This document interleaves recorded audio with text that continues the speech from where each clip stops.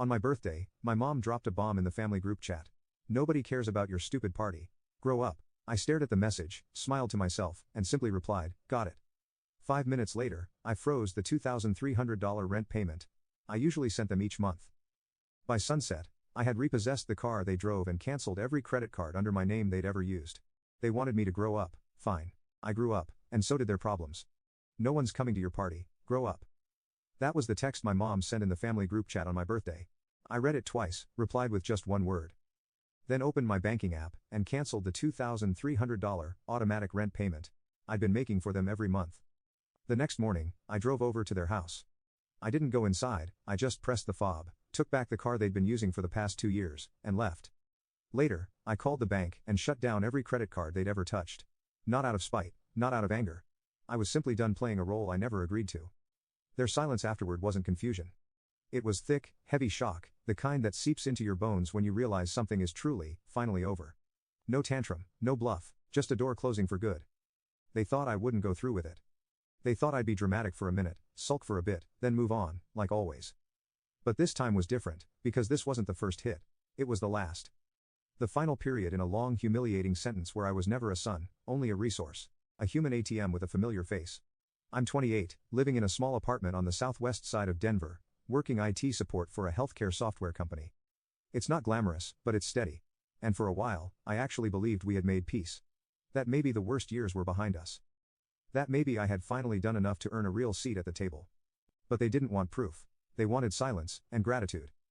Gratitude for letting me exist on the edges of something they still dared to call family. The real shock wasn't the cruel message.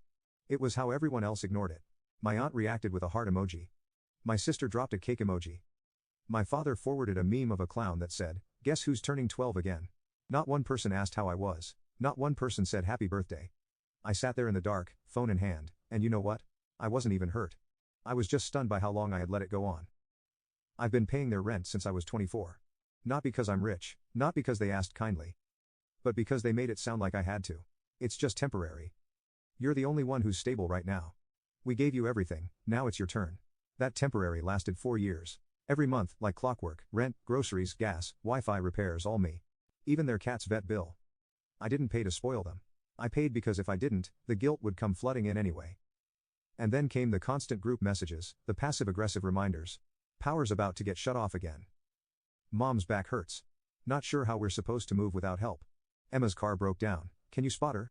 That last one, Emma's car, I paid for it. She still drives it, still posts selfies in it, captioning one of them.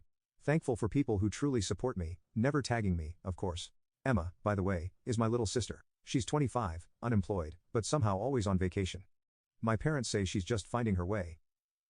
She's been finding her way straight through my bank account for years.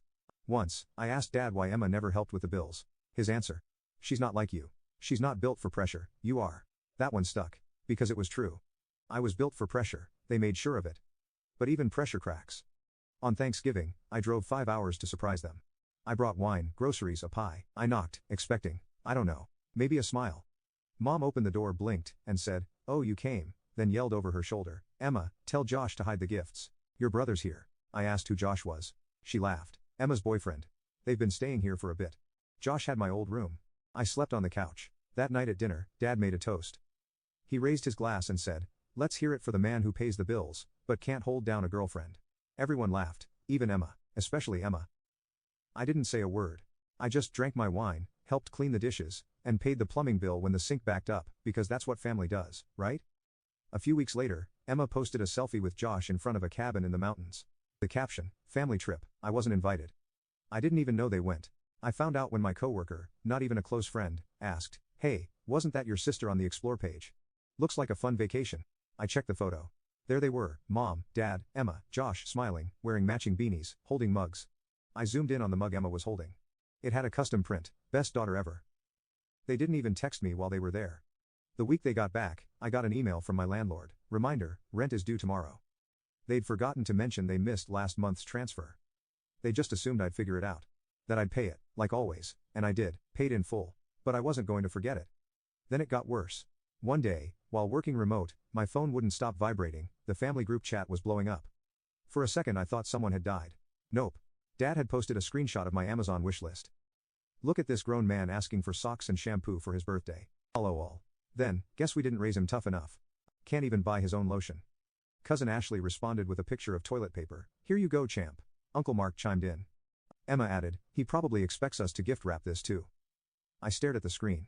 Not because it hurt, but because it was so predictable. They didn't even bother to hide it anymore.